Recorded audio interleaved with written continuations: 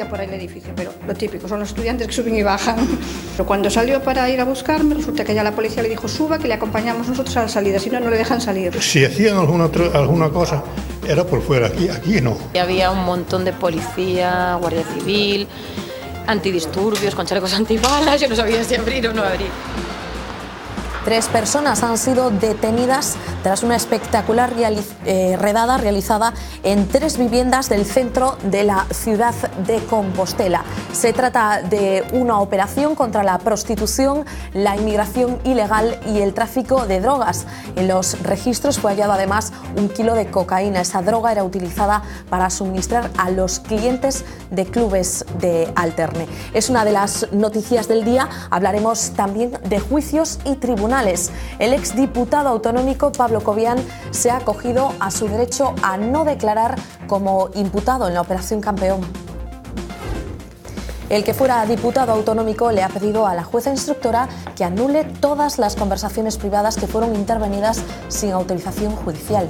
Asegura que no volverá a declarar hasta que se resuelva ese escrito. Cobian está acusado de realizar gestiones ante el IGAPE a favor de las empresas del propietario de Nupel, Jorge Dorribo. En plena campaña electoral irrumpe de nuevo la guerra de vídeos entre PP y PSOE.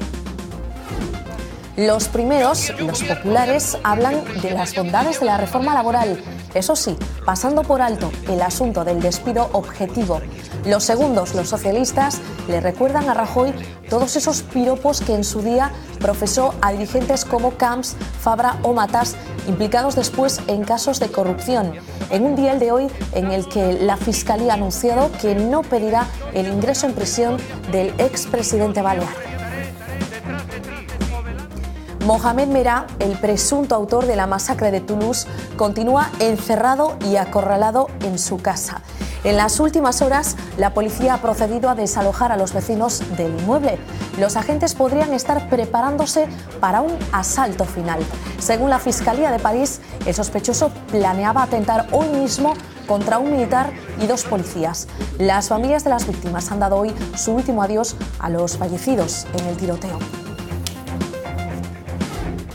En el tiempo de economía hablaremos de los resultados de Inditex, buenos no, buenísimos, y también centraremos parte de nuestra atención en el recibo de la luz. Todavía no sabemos cuánto subirá en abril, pero hoy nos han dado una pista. Paloma Ferro, buenas tardes. ¿Qué tal? Muy buenas tardes, Lucía. Sí, hoy nos han dado el dato del coste de la energía, que representa más o menos la mitad del recibo de la luz, y hay buenas noticias porque baja un 7%. Eso no significa que vaya a bajar para nosotros la factura de la luz, porque subirá la otra mitad, la que regula el gobierno, los llamados peajes de acceso. Pero el resultado de la subasta compensa el varapalo del Tribunal Supremo, que obliga, como saben, al Ejecutivo a subir la luz para resarcir a las eléctricas por 2 congelaciones del recibo que considera no cubren los costes del sistema. Digamos que el gobierno tiene más margen para cubrir con esa orden sin destrozar el bolsillo de los consumidores, aunque la decisión última, por supuesto, la tiene el gobierno, que tendrá que ir calculando y haciendo sus cuentas. Les hablaremos también de Inditex, de unos buenísimos resultados que vuelven a demostrar que puede esquivar la crisis. En 2011 la multinacional gallega ganó un 12% más y sus ventas aumentaron un 10% gracias sobre todo al tirón del mercado asiático. Estos buenos resultados le permiten seguir creciendo. Este año la empresa invertirá 100 millones de euros para aumentar su sede central situada en Arteixo, en A Coruña. Y les desvelaremos también las tácticas publicitarias que utilizan los supermercados para hacernos comprar más. Todo, absolutamente todo lo que vemos en el recinto, desde la iluminación hasta la anchura de los pasillos, está pensado para despertar nuestros impulsos más consumistas. Lo vemos a partir de las 8:20 en el tiempo de economía. Gracias, Paloma. Pues hasta dentro de unos minutitos. Y ahora destacamos los titulares de la actualidad deportiva, como cada día, con Pablo Carballo. Pablo, muy buenas. Muy buenas, Lucía, bienvenida. ¿Qué es eso que me ha dejado sorprendida de que podremos tener derbi gallego, pero no autobuses para el traslado de los aficionados? ¿Por qué? Bueno, es una lástima, la verdad, que tener que hablar de esto. Faltan 3 jornadas todavía, pero está en peligro el desplazamiento, al menos por carretera y en autocar, de los aficionados del Depor. No encuentran quien les lleve después de lo visto en la ida en Riazor, rotura de lunas y riesgo también para los que van dentro de los autocares. Ya digo que a veces es dar publicidad incluso a los animalitos que acompañan los partidos de fútbol, lo que nada tiene que ver con la pelota. Bueno, pues además de contarles la última hora del Depor y del Celta antes de esta jornada, vamos a charlar con el responsable de Monbus, con Raúl López. Es el máximo mandatario de la empresa que se encargó del desplazamiento de los aficionados del Celta Riazor en la primera vuelta y que parece se niega ahora a llevar a los del Depor hasta Vigo. Veremos cuáles son sus motivos. Leo Messi sigue batiendo registros, 232 goles era la cifra que tenía que batir, lo ha hecho, 234 lleva, después del hat-trick de ayer ante el Granada, supera a César, al que muchos no hemos visto jugar, era el ariete de aquel Barça de las 5 copas de la década de los 50. Se agotan los adjetivos ya para el argentino. Y hablaremos de un caso que tiene que ver con el fisco. Si los clubes siguen aumentando su deuda, también hay futbolistas que tienen que responder ante el sistema tributario. El Tribunal Supremo ha condenado a Luis Figo, jugador del Barça y del Real Madrid, a pagar 2,4 millones de euros a Hacienda. Los defraudó en su día, en solo 3 años, cuando era jugador del Fútbol Club Barcelona. Lo vemos todo junto al resto de la actualidad de este miércoles a las 9 menos 20.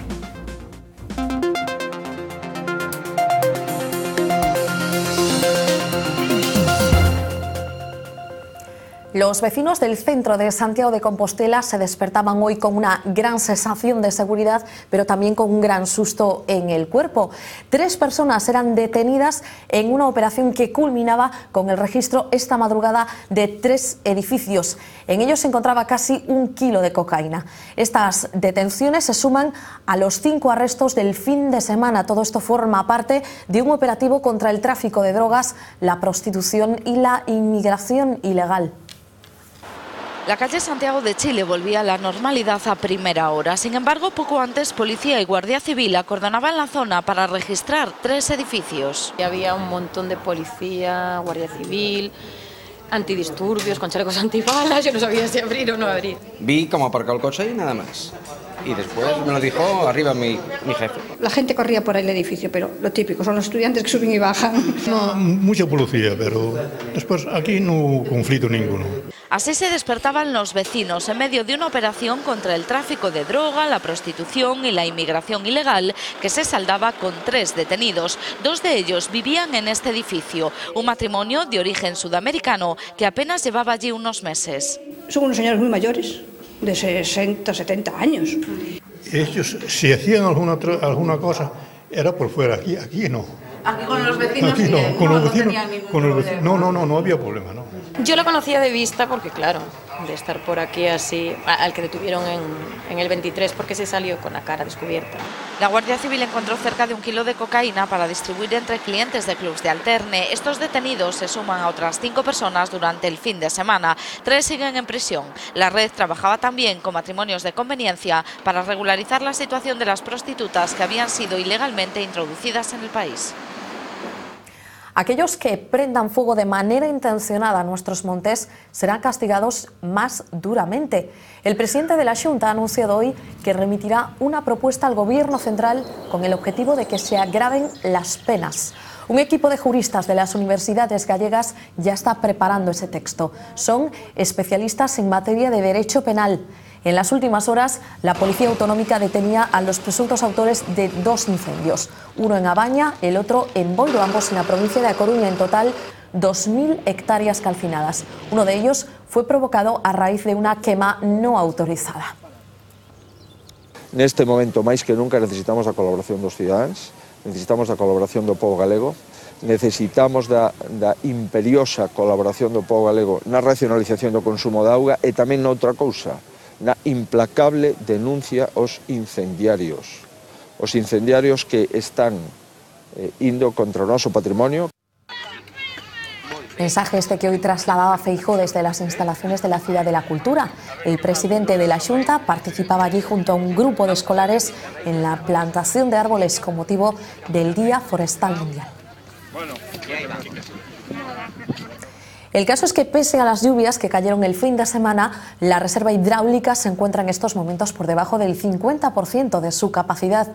En la cuenca Galicia-Costa se acumulan 339 hectómetros cúbicos. El año pasado había 457 y la media de la última década es de 471. En el caso de la cuenca Miño-Sil, La ocupación baja 2 décimas con respecto a la semana anterior. Ahora mismo está al 50,8% de su capacidad. Son las nuestras las menos ocupadas de todo el Estado. La media española supera el 60%.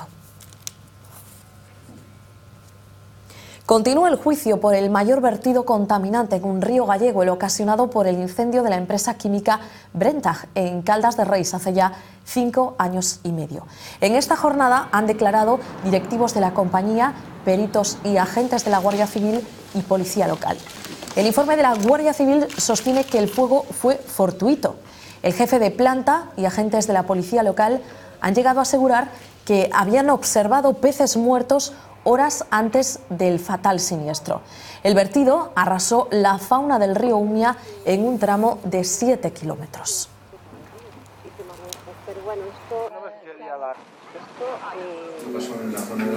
Hoy pasará a disposición judicial el monfortino acusado de violar a su pareja. Ella asegura que fue amenazada con un arma antes de la agresión sexual. El arrestado ya fue detenido en otras 2 ocasiones. La policía encontró en su casa 3 escopetas, un revólver, 2 pistolas y 200 cartuchos.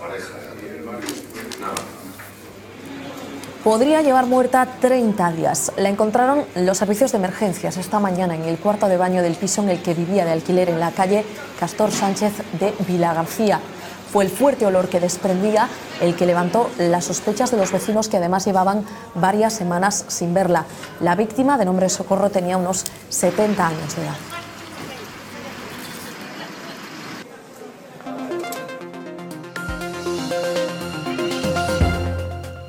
El exdiputado autonómico Pablo Cobian se ha acogido a su derecho a no declarar como imputado en la Operación Campeón. Cobian llegaba esta mañana a los juzgados de Lugo. Allí, en una intervención breve, el que fuera concejal del PP en el Ayuntamiento de Oleiros pedía a la jueza instructora que anulase todas las conversaciones privadas que fueron intervenidas sin autorización judicial. Cobian asegura que no volverá a declarar hasta que se solucione esta cuestión. A su salida ha defendido su inocencia ante los medios de comunicación. Habíamos presentado un escrito donde entendíamos que se habían vulnerado todos mis derechos en este proceso, y en tanto en cuanto no se restablezcan mis derechos en este proceso, no volveré a declarar. Quiero decirles que no he cometido ninguna irregularidad en todo este procedimiento, en toda esta instrucción que se está llevando a cabo, que quedará demostrado, y en su momento haré las valoraciones oportunas en esta cuestión, nada más. El que también acudía hoy a declarar era Julián Muñoz. El exalcalde de Marbella ha negado haber recibido sobornos del principal imputado en el caso Malaya, Juan Antonio Roca. Muñoz ha explicado que lo destituyó por no haber acatado su autoridad. También ha asegurado que Jesús Gil fue quien ideó la moción de censura. El exalcalde de Marbella se enfrenta a 10 años de prisión. Negociaba con la Junta del Plan General. Y hoy hemos sabido que la Fiscalía no pedirá el ingreso en prisión del expresidente balear Jaume Matas, condenado ayer a 6 años de cárcel.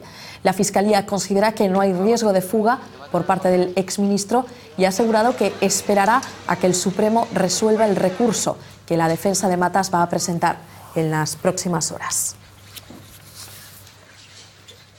Tras la condena al expresidente balear, el PSOE ha difundido un vídeo en el que recuerda los elogios que salieron de la boca de Rajoy. Elogios para Matas y también para otros presidentes implicados en casos de corrupción, como Francisco Camps o Carlos Fabra. Yo quiero un gobierno como el que preside Jaume Matas en Baleares en este momento. Ese es el gobierno que yo quiero para España. Los socialistas creen que el PP está intentando borrar el rastro de dirigentes calificados por ellos mismos en su día como ejemplares. El vídeo, de 1 minuto y medio de duración, empieza y termina con una fotografía de Rajoy junto a Camps, Matas, Esperanza Aguirre y Rita Barberá, todos subidos en un barco. El barco, dice el PSOE, de la desmemoria.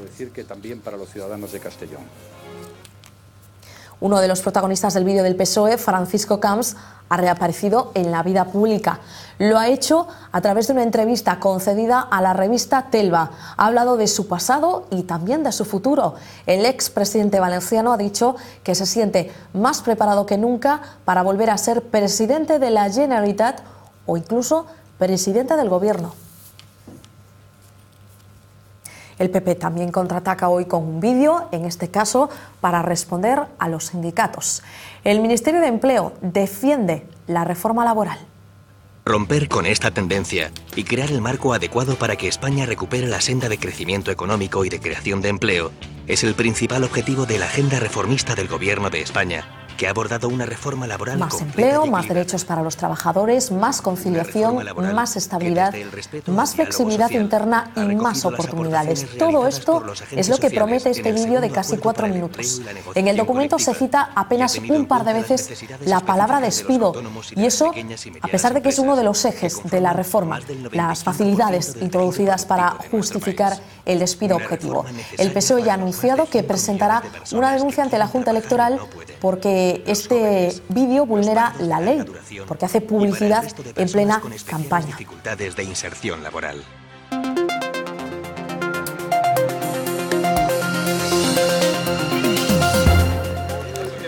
Mohamed Merah sigue acorralado en su casa. El causante de la muerte de 7 personas tenía previsto matar a más gente. Hoy ha dicho que no se arrepiente de nada y que se lamenta de no haber podido matar a más personas. En las últimas horas, la policía ha desalojado el edificio en el que se encuentra el sospechoso. Los agentes podrían estar planeando un asalto final. La Fiscalía ha asegurado hoy que Merah llamó a una conocida televisión francesa y que se identificó como el autor de los asesinatos en Montauban y Toulouse. La aparente calma que reinaba en este barrio residencial situado al noreste de Toulouse se rompió cuando a las 3 de la pasada madrugada la policía francesa acordonó el edificio donde vive el presunto autor de varios asesinatos en el sur del país. Los agentes intentaron acceder al inmueble y fueron sorprendidos a balazos. 3 de ellos resultaron heridos. Entonces se decidió que habría que negociar con el sospechoso. Horas y horas atrincherado. Los agentes incluso llevaron a su madre hasta el lugar para que intermediase, pero no fue capaz de convencerle para que diese el brazo a torcer. El miedo a que decidiese inmolarse para destruir pruebas empezó a extenderse y el gas se cortó en toda la zona. Poco a poco se fueron desvelando datos de su identidad. Se llama Mohamed Merah, es francés de origen argelino, tiene 24 años, trabaja en un taller mecánico y se declara miembro de Al-Qaeda. Que el terrorisme ne parviendra pas a fracturer notre communauté nationale. Nous le devons aux victimes froidement assassinées. Nous le devons a nuestro país. El propio presidente francés desveló a lo largo del día que el terrorista tenía planeado llevar a cabo esta misma mañana otro atentado, presumiblemente contra un soldado, mientras las víctimas de su última masacre fueron enterradas en Jerusalén. Medio centenar de familiares y amigos del maestro rabino y de los 3 menores asesinados viajaron desde Francia para despedirles. Oficialmente llevamos solo un día de primavera y aunque en Galicia el tiempo está siendo muy agradable, en el resto de España no pueden decir lo mismo. Medio país está en alerta por nieve, frío o lluvia. Con este paisaje se han despertado hoy en Albacete, donde se espera que vuelva a nevar mañana. Madrid también ha amanecido blanca y ha llovido después de más de 100 días de sequía. Una lluvia que necesitaba tanto el campo como la ciudad. El campo por las cosechas, la ciudad por los altos niveles de contaminación. Ante esta situación adversa, que se espera comience a remitir a partir de esta noche, la DGT recomienda a los conductores que extremen las precauciones. Recomiendo que lleven cadenas y que sepan utilizarlas. O sea, sepan ponerlas y luego utilizarlas, porque tampoco se puede ir a una velocidad excesiva si llevas cadenas. Se han tenido que remolcar una vez y subiendo para el puerto hay 5 o 6 coches en la cuneta y patina un montón. Nevando de las 7 de la mañana, a ratos sí, a ratos no. Así que bien, pero hace muy buena temperatura. Tengo 76 años y en mi vida he conocido el invierno tan malísimo, ni nos ha llovido. La primer día que pisamos la nieve en Navacerrada en todo el invierno. Nuestros siguientes protagonistas nacen acostumbrados a la nieve. Es más, la nieve es su hábitat natural. Les hablamos de los osos polares. El Zoo de Moscú ha presentado hoy a sus nuevos inquilinos. 3 osetnos polares que además de ser hermanos son trillizos. Toda una rareza y a la vez un reclamo para los turistas. Así de a gusto se veía a la mamá oso con sus 3 pequeños en su presentación oficial ante el público.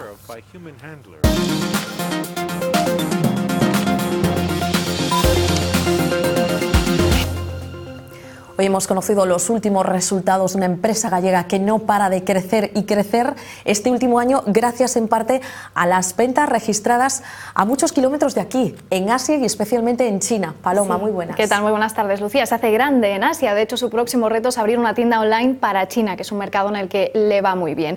Inditex invertirá este año, gracias a estos buenos resultados, unos 100 millones de euros para aumentar su sede central, que está en Arteixo, en A Coruña. Los buenos resultados son magníficos. De hecho, han aumentado los beneficios en el último año hasta en un 12%. Inditex ha vuelto a lograr esquivar la crisis. Es ya la número 1 de la moda en todos los aspectos, en beneficios, ventas y valor en bolsa. Cerró el ejercicio correspondiente a 2011 con unos resultados incluso mejores de lo esperado. Logró un beneficio neto de más de 1.900 millones de euros, un 12% más que el año anterior. El empuje del gigante gallego llega ahora de Asia, sobre todo de China. Fue precisamente ese el mercado que más creció. Pasó a concentrar el 18% de las ventas frente al 15% de 2010. España, por el contrario, redujo en 3 puntos su peso en el conjunto del negocio de Inditex, aunque las ventas crecen en todas las zonas geográficas y en todos los soportes. Estamos anunciando hoy que tenemos previsto en la próxima campaña de otoño-invierno el lanzamiento de la venta por Internet de Zara en el mercado chino. Los números del gigante textil hablan por sí solos. El año pasado abrió 483 tiendas en 49 mercados diferentes. En total, el grupo cuenta con más de 5.500 establecimientos repartidos por todo el mundo. Inditex ampliará sus instalaciones de Arteixo en 70.000 metros cuadrados con una inversión de más de 100 millones de euros. Pablo Isla ha sido el encargado de presentar estos resultados en un día en el que él también era el protagonista. Fue el directivo mejor pagado de España en 2011 con 20 millones de euros. El presidente de Inditex también habló de las reformas de Rajoy. Yo creo que eso es algo que tenemos que tener todos en mente, que las cosas no cambian por sí mismas, que para que cambien tenemos que hacer cosas y en consecuencia nuestro crecimiento en los próximos años dependerá de las reformas que hagamos ahora. Inditex creó en 2011 más de 9.000 empleos y parece que la compañía no tiene pensado poner freno a su imperio. Inditex ha tenido una buena jornada en los mercados, ha subido un 0,64% en una sesión que ha resultado, sin embargo, mala para el selectivo español. El IBEX 35 ha cerrado con una caída de casi el 0,9%, unos números rojos que se han contagiado a otros parques europeos. La causa, bueno, el economista jefe de Citigroup, la mayor empresa de servicios financieros del mundo, ha afirmado que España está ahora más que nunca en riesgo de impago. Asegura que las inyecciones de liquidez del Banco Central Europeo están tapando la realidad. Estas declaraciones han tenido también un efecto negativo sobre la prima de riesgo. Se ha disparado desde ayer más de 24 puntos hasta cerrar en los 343. Nos vamos ahora a otro mercado completamente distinto a aquel con el que todos estamos familiarizados, al súper. Aunque eso sí, no todos los consumidores son conscientes de las técnicas publicitarias que nos rodean cada vez que vamos a hacer la compra. Y no hablamos solo de los carteles que anuncian ofertas. En un supermercado todo está pensado para hacernos consumir, desde la distribución de los productos hasta la anchura de los pasillos. La media de densidad comercial de 15 tiendas por cada 1.000 gallegos invita a plantearse nuestros hábitos de consumo. En una superficie comercial todo está milimétricamente pensado para vender lo que necesitamos, lo que deseamos y lo que no pensábamos comprar. Todos nos ocurre de ir a comprar pues, un cartón de leche y de repente pues, salir con ese cartón de leche pues, con unas patatas fritas, con unas bebidas o con una revista. En la guerra de la venta son conocidas ciertas tácticas. No se han dado cuenta de que los carros de la compra son cada vez más grandes. De esta manera nos enfrentan al reto de llenarlos y juegan con nuestra frustración si no lo conseguimos. El fundador de un grupo empresarial muy conocido decía: queremos que nuestros clientes sientan vergüenza de llevarlo vacío. Y eso es solo el comienzo. La ruta está planificada. En los pasillos solo caben 3 carros para ocupar ambos lados de los lineales y dejar espacio a quienes llevan prisa. En los lineales, los productos de mayor precio que no de mayor calidad siempre se situarán a la altura de los ojos o al alcance de la mano. No nos engaña, simplemente lo que nos van a hacer es comprar más productos de lo que nosotros en principio tendríamos en esa lista hipotética que hubiéramos hecho. Mejor cesta que carro, mejor una lista que alardear de memoria, mejor avanzar de forma directa que deambular, mejor meditar que comprar por impulso. Y cuando pensemos que ya estamos fuera de peligro después de casi una hora de compra, evitemos entretenernos en la caja. Asumamos que la batalla está perdida desde el principio, porque está demostrado, siempre picamos el anzuelo. Hoy se ha celebrado la subasta que fija el coste de la electricidad y hay buenas noticias porque ese coste de la energía ha bajado un 7%. Eso no significa que vayamos a pagar menos, es decir, que se nos vaya a reducir la factura. La luz subirá en abril, pero la subasta de hoy es positiva porque deja mayor margen al Gobierno para que la subida no dañe tanto al consumidor. La factura de la luz que pagamos la mayoría de los consumidores viene determinada por la TUR, la tarifa de último recurso, que se revisa trimestralmente. Esta tarifa tiene dos componentes que dependen de dos agentes distintos. El coste de la energía supone el 45% y lo determinan los mercados. Se fija a través de subastas, una puja entre las productoras de la electricidad y las empresas que la comercializan. El otro 55% del recibo de la luz lo fija el Gobierno según los costes de transporte y distribución. Son los llamados peajes eléctricos. En la primera subasta del año, celebrada hoy, ha bajado el precio de la energía un 7%. Ese recorte no lo notaremos los consumidores, pero compensará la subida que el Gobierno tendrá que acometer en la otra mitad, en los peajes. Y es que el Tribunal Supremo le obliga a refacturar 2 trimestres en los que se congeló el recibo de la luz. El ministro de Industria ya ha prometido que los esfuerzos serán repartidos, que no todo recaerá sobre la espalda de los consumidores. Y mientras el Ejecutivo echa sus cuentas, las eléctricas lo tienen claro. Advierten de que el Gobierno tendría que subir la luz en un 15% para no seguir engordando el déficit de tarifa. En los últimos 6 años, el recibo de la luz ha subido más de un 40%. Solo el año pasado, el repunte fue de un 11,3%. Es un dato positivo, como les contamos, que haya bajado ese coste de la energía, y para analizarlo tenemos con nosotros a Fidel Castro, que es profesor de Análisis Económico de la Universidad de Vigo. Fidel, muy buenas tardes. Hola, buenas tardes. Bueno, una cosa está clara y es que va a subir el recibo de la luz en abril, pero no sabemos cuánto. Ya sabemos que ustedes no tienen una bola de cristal, pero bueno, con los datos de la subasta de CESUR y un poco teniendo en cuenta que el Gobierno tiene que reajustar unos 1.000 millones, ¿sabemos en qué rango se puede mover esa subida de la luz? Bueno, en realidad esto depende un poco de las decisiones que tome el Gobierno al final. Podemos manejar diferentes escenarios. Como han dicho ahora en el informe, el precio de la TUR al final se compone de 2 elementos. Uno es el coste de la energía, para cuya estimación se realizan las subastas TUR, y luego está el tema de los peajes de acceso. Si el Gobierno decidiese adoptar o aplicar la sentencia del Tribunal Supremo, es decir, incrementar las tarifas de los peajes de acceso en función de los costes regulados y teniendo en cuenta la sentencia del Supremo, podríamos estar hablando en un intervalo entre un 10 y un 15% de subida de tarifa eléctrica. Sí. ¿Y eso lo podríamos traducir a euros mensuales? Bueno, depende del precio medio del consumidor. Al final no podría decirle ahora una cifra exacta, va a depender del consumidor, dependiendo un poco de su potencia contratada, ¿no? ¿Hay margen de negociación con las eléctricas? Quiero decir, el Gobierno pues, podría negociar con ellas pues, para un poco, como ocurrió también el año pasado con el Gobierno socialista, que ese déficit de tarifa, bueno, se ampliase el techo de manera que no tuvieran que ajustar tanto este año. Sí, en realidad, como decía antes, un poco son varios escenarios los que se presentan para el Gobierno, ¿no?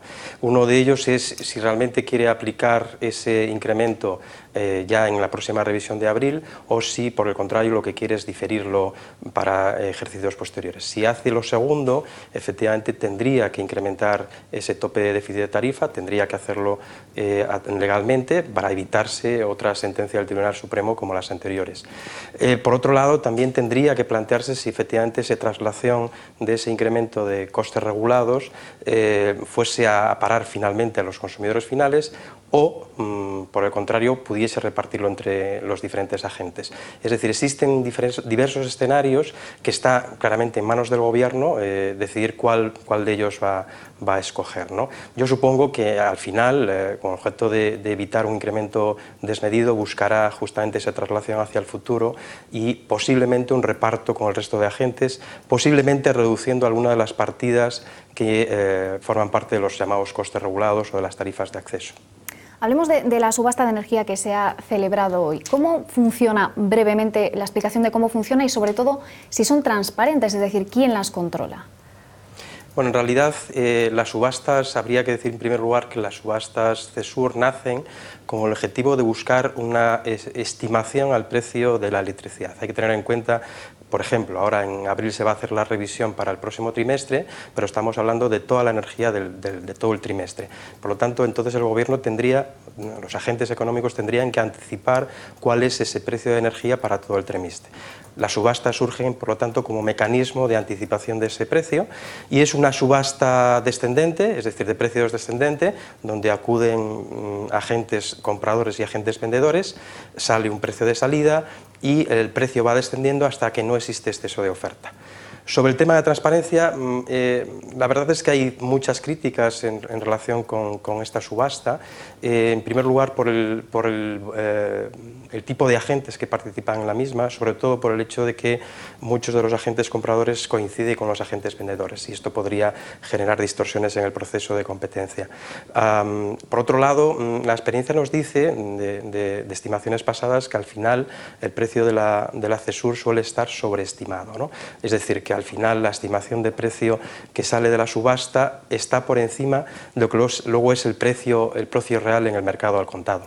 Por lo tanto, hay efectivamente ciertas dudas sobre el funcionamiento, y de hecho la Comisión Nacional de Energía está, o al menos tiene el encargo de desarrollar un estudio, si no lo ha hecho ya, sobre el funcionamiento del sector y de incorporar mayor transparencia al mismo.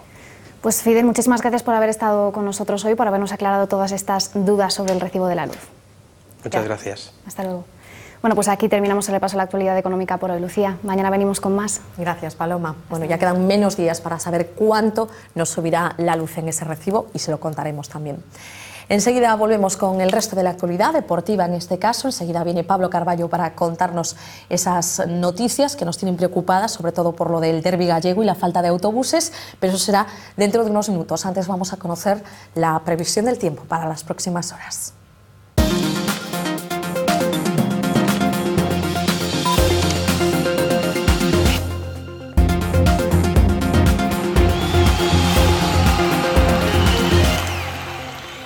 Tiempo para los deportes en V Televisión. Hoy hablaremos de una polémica, la originada por esa ausencia de autobuses para el transporte de aficionados para ese derbi gallego, que se va a celebrar dentro de 3 jornadas, decías, Pablo. Una polémica, bueno, generada a raíz de que nos portamos mal, se portaron mal algunos, y ahora estas son las consecuencias. Sí, desde luego, es triste tener que hablar de esto. De hecho, uno se pregunta muchas veces si los salvajes merecen publicidad, que hablemos de ellos, pero entenderán que la situación al menos nos invita a la reflexión. 15 de abril, quedan 3 jornadas antes, es decir, será la 4ª en el orden, pero es el derbi gallego, la fiesta del fútbol de nuestra tierra. Ingredientes, desde luego, no le faltan, con los 2 equipos en la parte alta de la tabla de la categoría de plata del fútbol español. Bueno, pues la fiesta no ha empezado excesivamente bien, y es que, como apuntaba Lucía, los aficionados del Deportivo no encuentran empresas de autocares dispuestas a cubrir el desplazamiento hasta Vigo, después de lo que ocurrió en la ida en Riazor.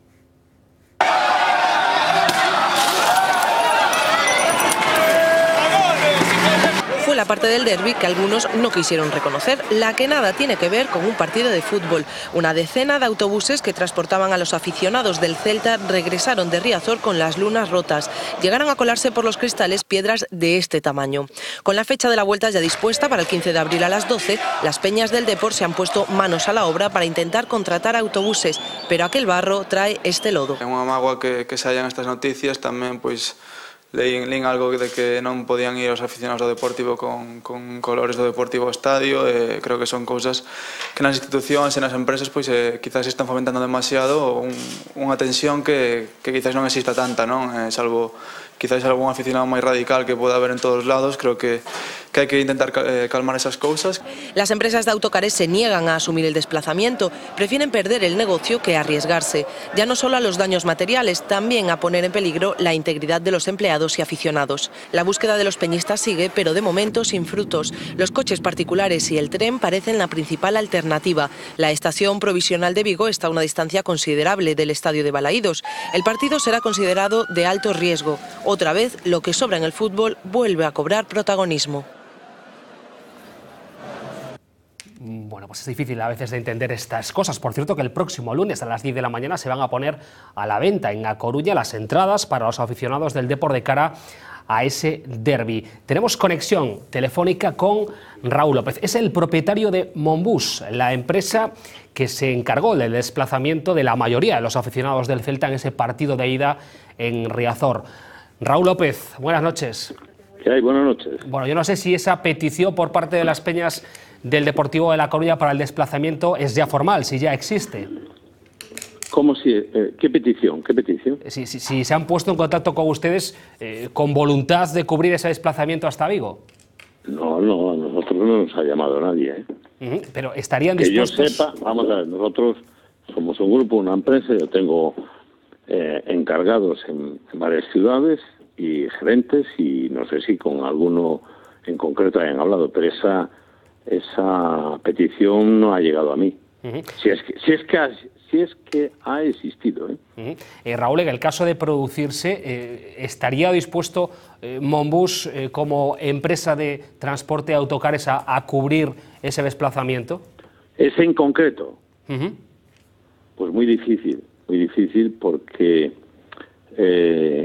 vamos a ver, nosotros estamos en el mercado para trabajar, nos encanta que tener clientes que nos contraten los autobuses, esa es nuestra vida, es nuestro negocio, ¿no? Pero el negocio se basa fundamentalmente en que te contraten y que tú des seguridad, calidad en el servicio, a cambio de un tema económico que te compense, que ese es el negocio, ¿no? Pero los negocios, pues bueno, no todos los negocios se pueden asumir, y en este caso, cuando existen riesgos,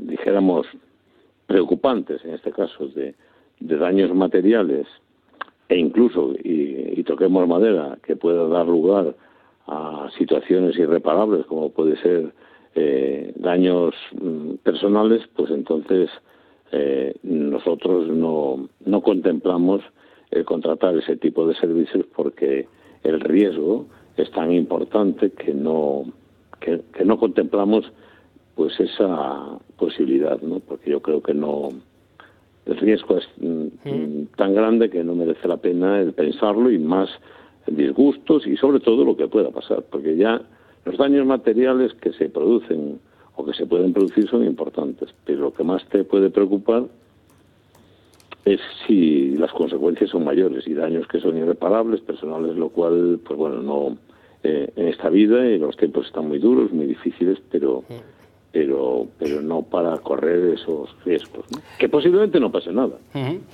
Ojalá. Pero bueno,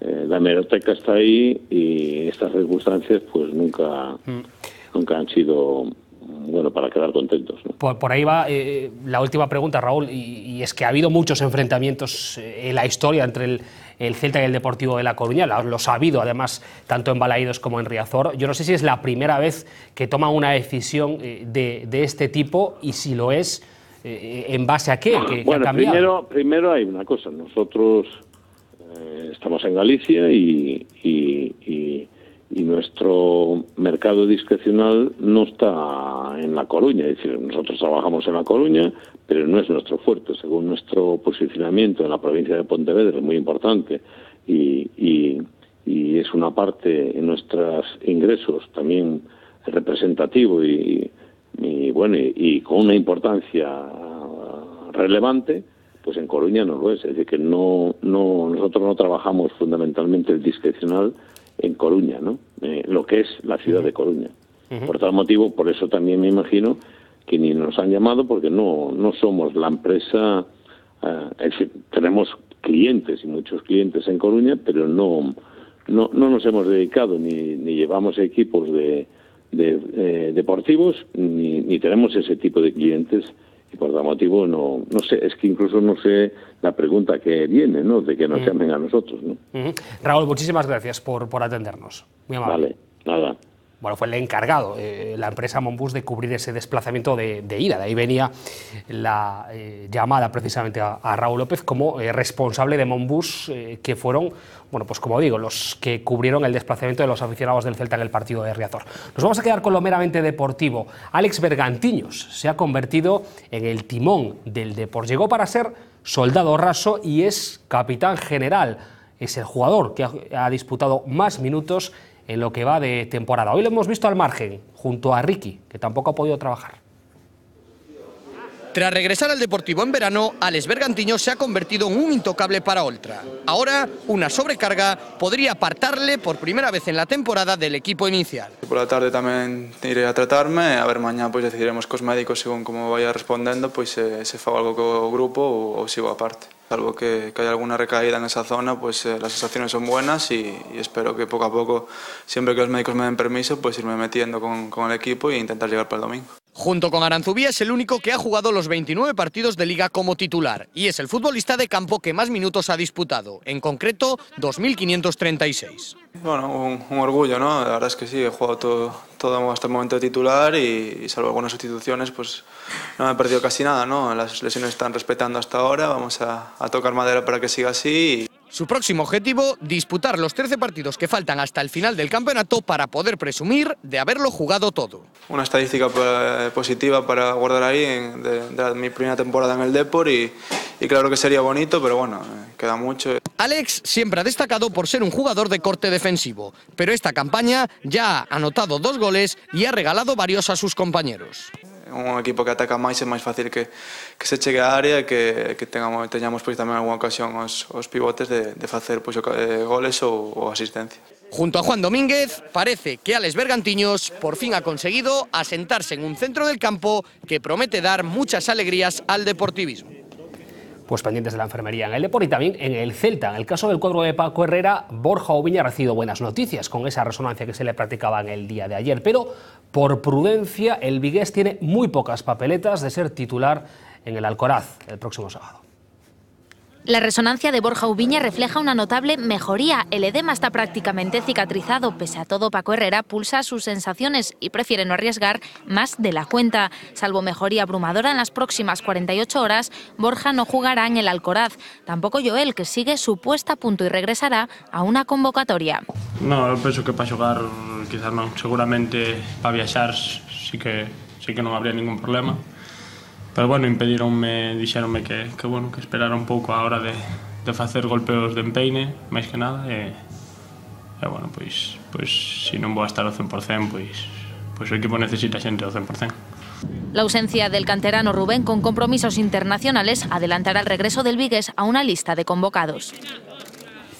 Es de otra galaxia. La verdad que los calificativos para hablar de Leo Messi empiezan a agotarse. Enésimo hat-trick del argentino, que ha vuelto a hacer historia, se convierte en el máximo goleador de la historia del Barça en partidos oficiales. Suma 234, supera así los 232 de César, uno de los máximos exponentes del Barça de las 5 copas en los años 50. El Centro de Documentación y Estudios del Barcelona detectó una serie de errores en el recuento de los goles de César, que habría marcado 232 en lugar de esos 235 que le suponían en un principio. Es capaz de hacer todo lo que tiene que hacer un futbolista, lo hace todo y cada 3 días. No ha habido, lo siento por los que le intentan ocupar su trono, pero es imposible. Este chico es distinto, es mejor. Para mí ya lo es. Yo no he visto a otros jugadores en directo jugando como él. Yo creo que es insuperable lo que hace con 24 años. Lo que hace es de libro, no sé. Es incalificable ahora mismo. Creo que todavía le queda mucho. El futuro de Jordi Alba parece estar en el Camp Nou. Varios medios de comunicación en Barcelona anuncian el acuerdo con el lateral internacional para el fichaje la próxima temporada. Alba habría firmado ya un precontrato el pasado día 8 de este mismo mes. Solo falta que los dos clubes se pongan de acuerdo en los detalles del traspaso, que rondaría los 15 millones de euros. Y el Barça mete presión al Madrid, que juega a las 10 en Villarreal, sin Coentrao, en la lista castigado por salir fumando un pitillo en la prensa, y ante un rival más que necesitado, el submarino amarillo, en el que debuta en el banquillo Miguel Ángel Lotina, un equipo que está solamente a 3 puntos de las plazas de descenso. Tenemos que ser conscientes que hoy en día sumar contra el Real Madrid un empate a nosotros nos vendría muy bien. Primer momento adverso se iba a hablar de crisis, de que ya había que hacer cuentas y bueno, pues como te digo, tenemos una línea de trabajo que nos fijamos en lo nuestro y las cosas están francamente bien y tenemos que seguir así. El partido a las 10 de la noche. Hace unos días hablábamos de la deuda de los clubes con Hacienda, 752 millones de euros. Bueno, pues no son los únicos que tienen cuentas pendientes con el fisco. También hay futbolistas de la talla de Luis Figo. El Tribunal Supremo le reclama ahora 2,4 millones de euros. No solo los clubes de fútbol están en deuda multimillonaria con Hacienda. El Tribunal Supremo ha desestimado el recurso de casación presentado por el exjugador de Barcelona y Real Madrid, Luis Figo.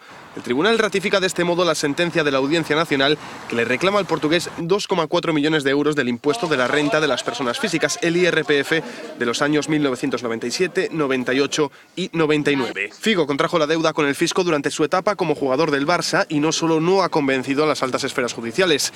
Estas, además de reclamarle su deuda con Hacienda, obligan al luso a hacerse cargo de los costes del proceso judicial. 6.000 euros más que parecen una propina, al lado de los más de 400 millones de pesetas que defraudó y que ahora tendrá que devolver al Estado.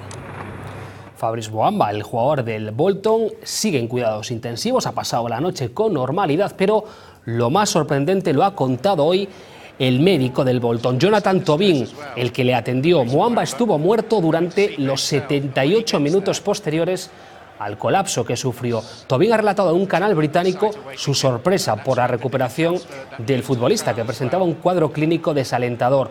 Muamba recibió 2 descargas de desfibrilador sobre el césped, una en el túnel de vestuarios y al menos otras 13 en la ambulancia mientras llegaba al hospital. No reaccionó a ninguna. 78 minutos, 48 desde que cayó desplomado en la hierba hasta que llegó a la clínica y otros 30 más hasta que recuperó la respiración y las constantes vitales. Vamos a ver casi de un hecho milagroso. Parece que no se teme de momento por su vida, se sigue recuperando. Lo que ya dice el médico es que es difícil que pueda volver a jugar, al menos a nivel profesional, al fútbol. Quizá, desde luego, es lo de menos. Desde luego, lo menos importante, visto lo que ha pasado. Pues seguiremos la evolución de Muamba aquí también. Impresionante. Gracias, Pablo. Hasta mañana. Hasta mañana. Mañana más cosas del mundo del deporte. Hacemos un alto en el camino, como siempre, a estas horas. Antes de las 9 volvemos con esa cita diaria con algunas de las noticias que serán protagonistas en el tiempo de la información. Hasta ahora.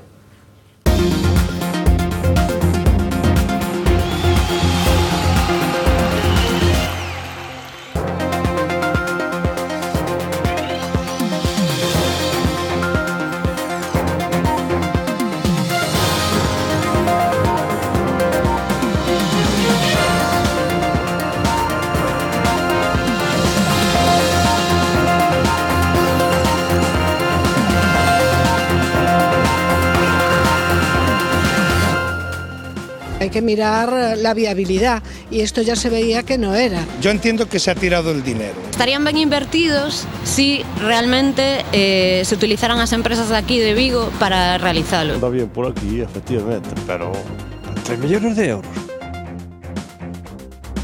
Entró en vigor en el año 2009, de la mano de Zapatero. La segunda fase de la inversión coincidió con las elecciones municipales de 2011. Años después, recorremos algunas de las obras que se llevaron a cabo con aquellos fondos estatales. Algunas siguen sin poder usarse, otras ya están deterioradas y otras han demostrado con el tiempo que no eran del todo imprescindibles. Muy buenas noches. Veremos más opiniones y también cómo el cambio de gobierno en algunos ayuntamientos marcó también el destino de algunas obras enmarcadas en ese famoso Plan E. Les contaremos también la redada que ha terminado con 3 nuevos detenidos en una operación contra la prostitución, el tráfico de drogas y la inmigración ilegal. En total son ya 8 los detenidos, de los cuales 7 son de origen sudamericano. En los registros practicados en Santiago de Compostela fue hallado 1 kilo de cocaína. La droga era utilizada para suministrar a los clientes de varios clubs de Alternet. La red tenía conexiones en Madrid y en Cádiz. El de hoy era un día clave para saber hasta dónde podían subir nuestras próximas facturas de la luz. Había subasta y el precio de la energía ha caído un 7%. Enseguida les contamos qué supone esta bajada para el consumidor. El coste en sí de la energía supone solo la mitad de la tarifa. El resto es la parte regulada por el Gobierno, por ejemplo, los impuestos. Con esta caída, el Ejecutivo de Rajoy tiene más margen para que la subida final al ciudadano no sea tan elevada. La iluminación, la disposición de todos los productos. Cada factor es importante. En un supermercado nada queda expuesto a la improvisación. Un importante equipo de marketing estudia cada detalle con un solo objetivo: que compre aquello que en realidad no iba buscando. Aunque crea que eso no funciona con usted, no se equivoque. El éxito está asegurado, pero con algunos pequeños consejos podrá intentar luchar contra las trampas. Luego se los desvelamos. Inditex parece ser una de las pocas empresas que tiene la receta para esquivar la crisis. El gigante gallego es el líder de la moda en beneficios, ventas, valor en bolsa y número de tiendas. El grupo de Amancio Ortega ganó en 2011 más de 1.900 millones de euros empujado por el mercado asiático. Pablo Isla ha anunciado hoy una ampliación de 70.000 metros cuadrados en sus instalaciones de Arteixo. Mohamed Merah, el presunto asesino de al menos 7 personas en el sur de Francia, continúa atrincherado en su vivienda de Toulouse. La policía del país tiene acordonado el inmueble desde las 3 de la pasada madrugada y mantiene conversaciones esporádicas con el terrorista. Este ha anunciado su intención de entregarse a última hora de la tarde, pero de momento no ha salido de su casa. Ha asegurado que forma parte de Al-Qaeda y que hoy pretendía asesinar a más personas.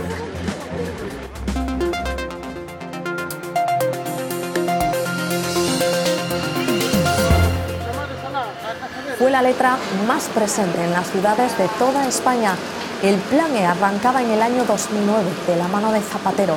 La inversión total en Galicia se situó en torno a los 800 millones de euros y sirvió para arreglar aceras, para hacer zonas verdes, para edificar museos que siguen vacíos o edificios que continúan sin poder usarse porque es imposible pagar su mantenimiento. Años después, muchas obras siguen sin poder demostrar su utilidad. Otras se han convertido casi en obras de quita y pon al ritmo de los distintos gobiernos municipales. El Plan E pretendía dinamizar el empleo a golpe de obra. Para algunos será una solución temporal, para otros pan para hoy y hambre para mañana. Y no solo eso, pasado el tiempo, algunas de esas obras evidenciaron la falta de criterio de quienes las habían ordenado. En Santiago, el Plan E dejó su huella al lado del multiusos del SAR, donde se construyeron pistas de tenis y pádel por un importe de 460.000 euros. Y yo cuando me lo dijeron, yo era de los críticos, de bueno, construir unas pistas de pádel en Santiago. De hecho, fue una obra criticada, pero lo cierto es que a día de hoy tiene gran número de usuarios, deportistas contentos que solo le ven una pega. Cuando llueve, la verdad, han puesto lo de las lonas y tal, y no se moja la pista, pero sí que entra humedad. Contentos quedaron también en Pontepedriña, después de las reformas de su centro sociocultural. Costaron 150.000 euros y dejaron satisfechos a los vecinos. Hombre, por supuesto que sí, porque estaba muy deteriorado y ahora al ponerlo un poquito siempre le da un poco más vida. Ahora una asociación cultural usa las instalaciones para sus actividades, aunque los vecinos recuerdan que el barrio sigue teniendo necesidades. Parece que vivimos fuera de Santiago, algunas cosas. Uno de los proyectos más lucidos fue la reforma del polideportivo Quiroga Palacios en el barrio de Conxo, una renovación por dentro y por fuera que dejó algunos flecos sueltos. Las que hicieron me las veo bien, pero podían hacer un poquito más. Y es que a pesar de contar con terrenos anexos, no se contempló la opción de un aparcamiento que evitaría los colapsos de tráfico de la tarde, aunque aquí, más que la falta de criterio, pesan las presuntas irregularidades. A empresa que tiña máis puntuación non era a que finalmente fora adxudicataria da obra. El juicio por este caso ya se ha celebrado. El Plan E nació para generar puestos de trabajo a través de la construcción, con obras que se desarrollaron a lo largo y ancho de toda Galicia, pero también con mejor y peor fortuna. A Coruña también acumula ejemplos de inversiones cuestionables en infraestructuras públicas. Esta calle costó casi 2,5 millones de euros. Abrió hace un año al tráfico y este es el estado en el que se encuentra. todo muy mal, muy mal, muy mal. Tiene que volver otra vez a arreglarla. Yo entiendo que se ha tirado el dinero. Es una obra de estas tontas para gastar el dinero. Más acera, menos plazas de aparcamiento, árboles y circulación más lenta. Ese era el objetivo de las obras en Orilla Mar y también en General Sanjurjo. En este segundo caso se ampliaron las aceras y se construyó una mediana. La obra creó una gran polémica entre los vecinos que no la consideraban viable. En solo un año parece que el tiempo se ha puesto de su parte. La distribución de la calle impide el paso a los servicios de emergencias. Quitar la mediana costará unos 100.000 euros. Hay que mirar la viabilidad y esto ya se veía que no era. No me parece bien que le hicieran, si ahora hay que tirarla, no me parece muy bien que le hicieran. Pero no todas las inversiones han caído en saco roto. La calle Pablo Picasso, una de las zonas más olvidadas de la ciudad, cuenta ahora con más de 7.000 metros cuadrados de paseo peatonal. Los vecinos de la nueva fase del Viña se muestran contentos en general por una obra que costó 3 millones de euros. Que quedó muy bien. Ahora da gusto andar por ella. Anda bien por aquí, efectivamente, pero 3 millones de euros. Las mejoras en el aspecto de la calle son indudables, pero la utilidad de un carril bici de 550 metros es cuestionable. Millones de euros, esa es la cantidad que el Plan E ha dejado en la ciudad olívica. Solo en 2009 estos fondos estatales destinaron 52 millones a la remodelación de espacios públicos, cantidad invertida en su mayoría en las famosas humanizaciones. Un total de 150 calles se beneficiaron de este primer lavado de cara. A ellas se sumarían otras tantas con la llegada del segundo Plan E, que en 2010 trajo a Vigo obras por el valor de 32 millones de euros. Estarían bien invertidos si realmente se utilizaran las empresas de aquí de Vigo para realizarlos. La ciudad ganó muchísimo. Pareceme estupendo que nos melloren as calles e que nos melloren a calidad de vida. Están eliminando las zonas verdes a favor de grandes superficies graníticas. Y como en toda obra que se precie, en algunos casos hubo que deshacer y volver a hacer. Problemas como el alcantarillado y el tendido eléctrico devolvieron el ruido y el polvo a algunas zonas. Los vecinos de Urzaiz, el Paseo de Alfonso y Sanjurjo Badía vieron cómo sus calles volvían a ser levantadas. Las complicaciones también llegaron a otra famosa obra financiada por los fondos estatales. En la Pinacoteca fue necesario corregir deficiencias estéticas y estructurales del recién estrenado edificio. Donde no hubo marcha atrás fue en Castrelos. Nada queda de los 250.000 euros que se invirtieron para que la parte baja del auditorio volviera a tener césped. Un año después ya no hay hierba.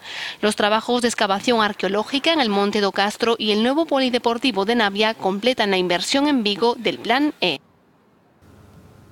Los que quieran estudiar medicina lo tendrán un poco más difícil para poder acceder a la carrera. Por primera vez en 15 años, el número de plazas de nuevo ingreso se va a reducir en la Universidad de Santiago de Compostela. La Junta ha escuchado a los colegios médicos y a los responsables de la universidad y ha accedido a limitar el número de matrículas, que pasará de las 400 plazas actuales a 380. Una decisión basada en un estudio que constata que la oferta actual supera las necesidades de médicos previstas en Galicia. La medida tendrá que ser ahora ratificada en Madrid. Desde la universidad esperan que se mantenga, sobre todo teniendo en cuenta la aparición de paro en una profesión que hasta ahora tenía pleno empleo. Hay un cambio de tendencia, se va a empezar a disminuir el número de entrada en medicina y esta disminución pensamos que va a continuar ya de modo más significativo en los años venideros. Las plazas MIR están disminuyendo. Un licenciado en medicina que no realice el MIR no puede trabajar en el Sistema Nacional de Salud, ni en España, ni en Portugal, ni en ningún país de la Unión Europea. Por tanto, ¿qué va a hacer ese licenciado? Hoy hemos conocido el resultado de la subasta de las eléctricas. El coste de la energía baja un 7%. En cualquier caso, lo que ya es seguro es que el precio de la luz subirá para los consumidores el próximo mes de abril. Claro que el Gobierno va a tener un margen mayor para que ese incremento no repercuta tanto en el usuario. La factura de la luz que pagamos la mayoría de los consumidores viene determinada por la TUR, la tarifa de último recurso, que se revisa trimestralmente. Esta tarifa tiene dos componentes que dependen de dos agentes distintos. El coste de la energía supone el 45% y lo determinan los mercados. Se fija a través de subastas, una puja entre las productoras de la electricidad y las empresas que la comercializan. El otro 55% del recibo de la luz lo fija el Gobierno según los costes de transporte y distribución. Son los llamados peajes peajes eléctricos. En la primera subasta del año, celebrada hoy, ha bajado el precio de la energía un 7%. Ese recorte no lo notaremos los consumidores, pero compensará la subida que el Gobierno tendrá que acometer en la otra mitad, en los peajes. Y es que el Tribunal Supremo le obliga a refacturar 2 trimestres en los que se congeló el recibo de la luz. El ministro de Industria ya ha prometido que los esfuerzos serán repartidos, que no todo recaerá sobre la espalda de los consumidores. Y mientras el Ejecutivo echa sus cuentas, las eléctricas lo tienen claro. Advierten de que el Gobierno tendría que subir la luz en un 15% para no seguir engordando el déficit de tarifa.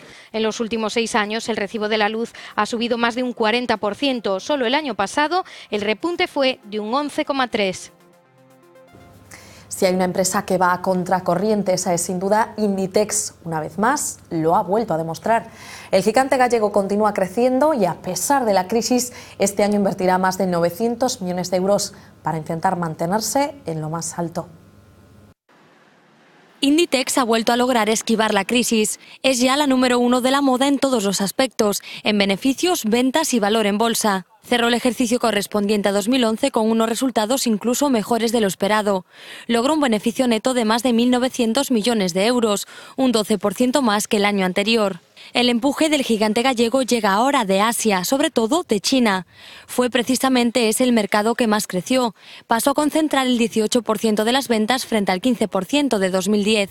España, por el contrario, redujo en 3 puntos su peso en el conjunto del negocio de Inditex, aunque las ventas crecen en todas las zonas geográficas y en todos los soportes. Estamos anunciando hoy que tenemos previsto en la próxima campaña de otoño-invierno el lanzamiento de la venta por Internet de Zara en el mercado chino. Los números del gigante textil hablan por sí solos. El año pasado abrió 483 tiendas en 49 mercados diferentes. En total, el grupo cuenta con más de 5.500 establecimientos repartidos por todo el mundo. Inditex ampliará sus instalaciones de Arteixo en 70.000 metros cuadrados con una inversión de más de 100 millones de euros. Pablo Isla ha sido el encargado de presentar estos resultados en un día en el que él también era el protagonista. Fue el directivo mejor pagado de España en 2011 con 20 millones de euros. El presidente de Inditex también habló de las reformas de Rajoy. Yo creo que eso es algo que tenemos que tener todos en mente, que las cosas no cambian por sí mismas, que para que cambien tenemos que hacer cosas y, en consecuencia, nuestro crecimiento en los próximos años dependerá de las reformas que hagamos ahora. Inditex creó en 2011 más de 9.000 empleos y parece que la compañía no tiene pensado poner freno a su imperio. Seguro que muchos de ustedes han vuelto alguna vez del supermercado con más productos de los que en principio pensaban comprar. Y es que detrás de las estanterías de estos establecimientos se esconde todo un entramado de marketing objetivo, que nos llevemos a casa lo que los comerciantes quieren. La media de densidad comercial de 15 tiendas por cada 1.000 gallegos invita a plantearse nuestros hábitos de consumo. En una superficie comercial todo está milimétricamente pensado para vender lo que necesitamos, lo que deseamos y lo que no pensábamos comprar. Todos nos ocurre de ir a comprar pues, un cartón de leche y de repente pues, salir con ese cartón de leche pues, con unas patatas fritas, con unas bebidas o con una revista. En la guerra de la venta son conocidas ciertas tácticas. No se han dado cuenta de que los carros de la compra son cada vez más grandes. De esta manera nos enfrentan al reto de llenarlos y juegan con nuestra frustración si no lo conseguimos. El fundador de un grupo empresarial muy conocido decía: queremos que nuestros clientes sientan vergüenza de llevarlo vacío. Y eso es solo el comienzo. La ruta está planificada. En los pasillos solo caben 3 carros para ocupar ambos lados de los lineales y dejar espacio a quienes llevan prisa. En los lineales, los productos de mayor precio que no de mayor calidad siempre se situarán a la altura de los ojos o al alcance de la mano. No nos engaña, simplemente lo que nos van a hacer es comprar más productos de lo que nosotros en principio tendríamos en esa lista hipotética que hubiéramos hecho. Mejor cesta que carro, mejor una lista que alardear de memoria, mejor avanzar de forma directa que deambular, mejor meditar que comprar por impulso. Y cuando pensemos que ya estamos fuera de peligro después de casi una hora de compra, evitemos entretenernos en la caja. Asumamos que la batalla está perdida desde el principio, porque está demostrado, siempre picamos el anzuelo.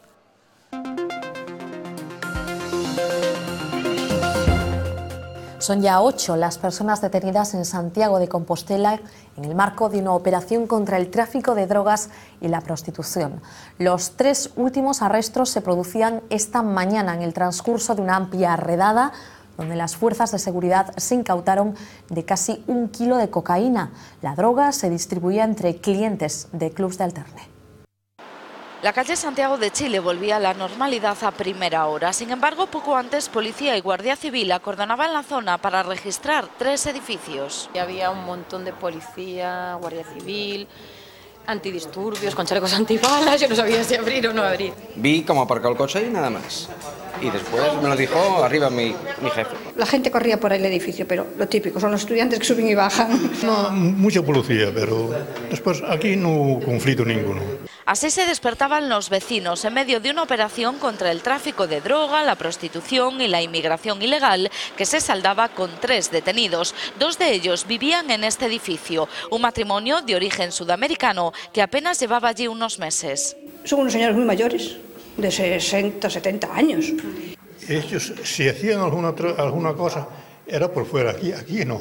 Aquí con los vecinos aquí no, con los vecinos, tenían ningún problema. No había problema, no. Yo lo conocía de vista porque, claro, de estar por aquí así, al que detuvieron en el 23 porque se salió con la cara descubierta.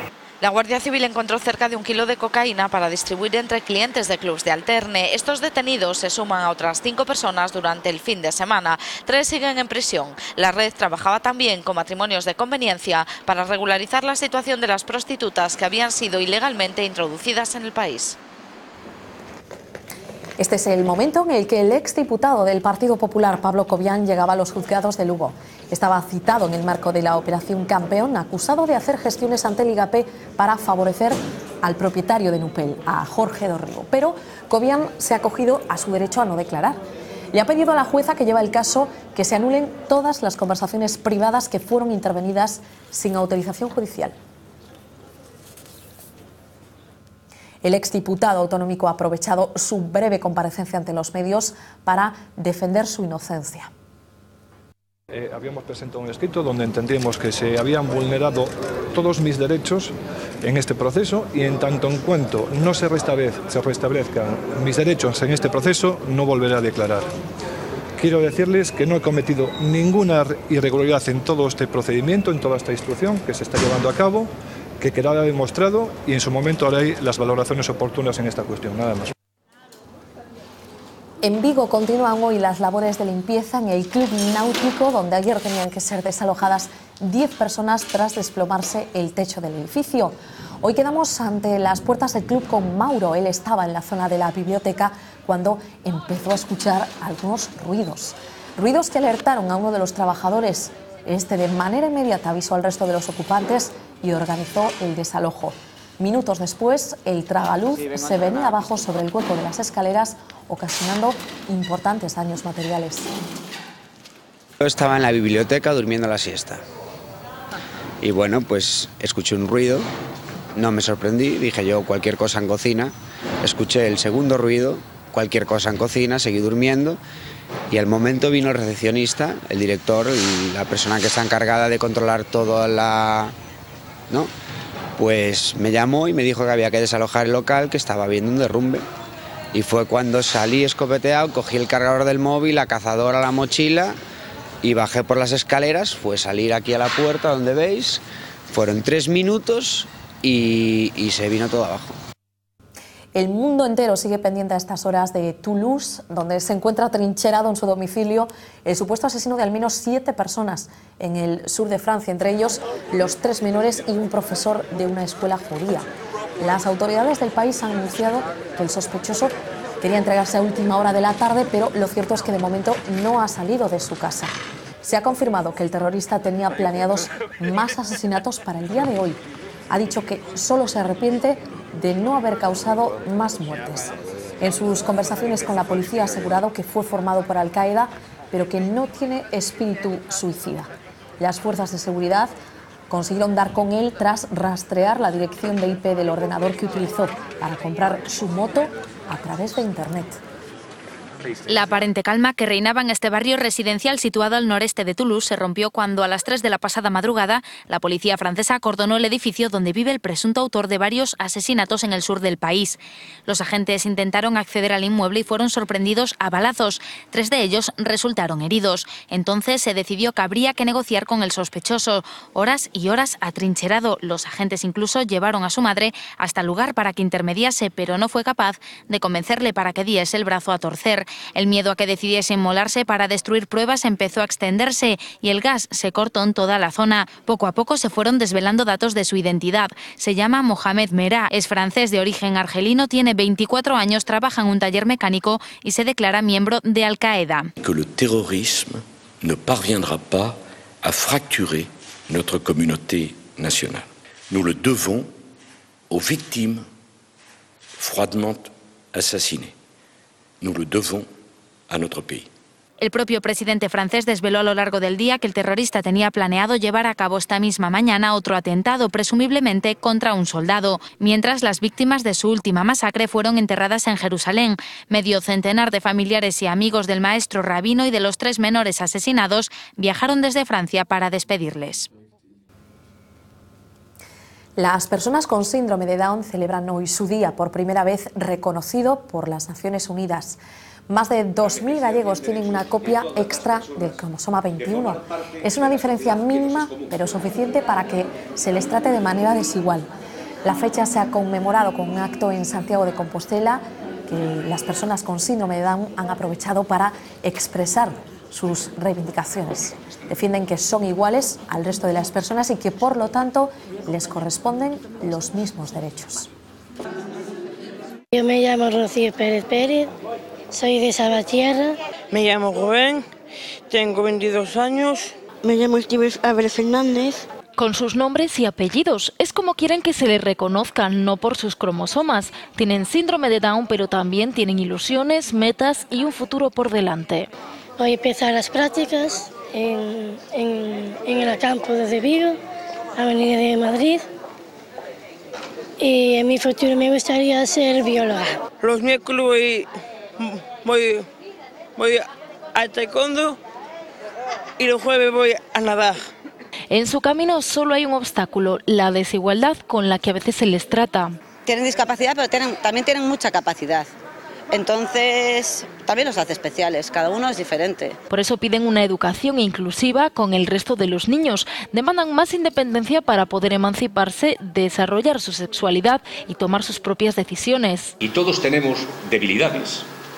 Y nadie debe asumir el derecho a decidir por los demás. Hoy han difundido este vídeo para demostrar que su vida es como la de cualquiera, tan igual y tan distinta como cada ADN.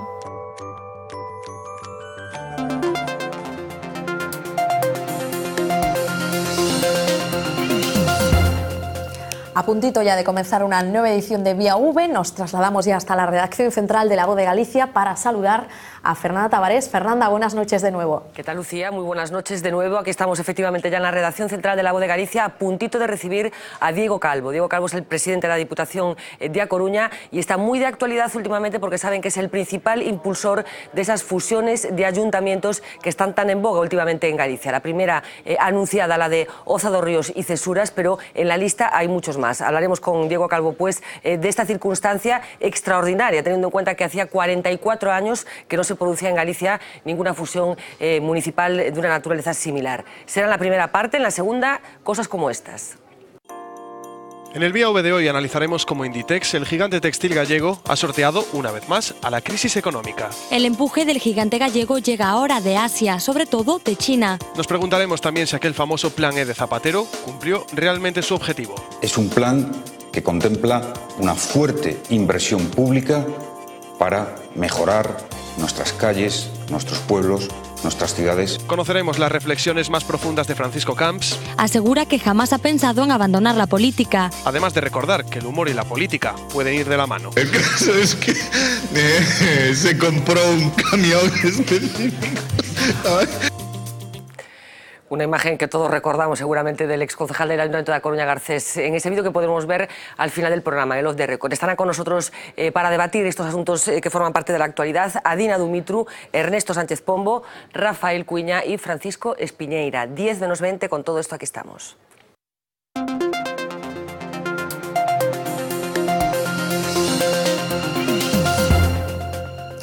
hoy se celebra el Día Mundial de la Poesía. Podríamos decir que el inadvertido Día Mundial de la Poesía, porque es un género cada vez más en desuso en nuestra vida cotidiana. Pero nosotros hemos querido poner nuestro granito de arena, rendir un homenaje a esos versos y les hemos pedido que nos reciten alguna estrofa.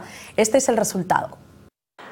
Recuerde el alma dormida, avive el seso y despierte, contemplando cómo se pasa la vida, cómo se llega a la muerte. Yo me la llevé al río creyendo que era mozuela, pero tenía marido. Cuán presto se va el placer, como después de acordado da dolor. Como a nuestro parecer cualquiera tiempo pasado fue mejor. Fue noche de San Juan y casi por un compromiso se apagaron los luces, se encendieron los lirios. Eras un hombre a una nariz pegado, eras una nariz superlativa. Aquella noche corrí lo mejor de los caminos, montado en pota de naca, sin vidres y sin estribo. Castellanos de Castilla, no, tratade ben os galegos, que van como flores e veñen como negros.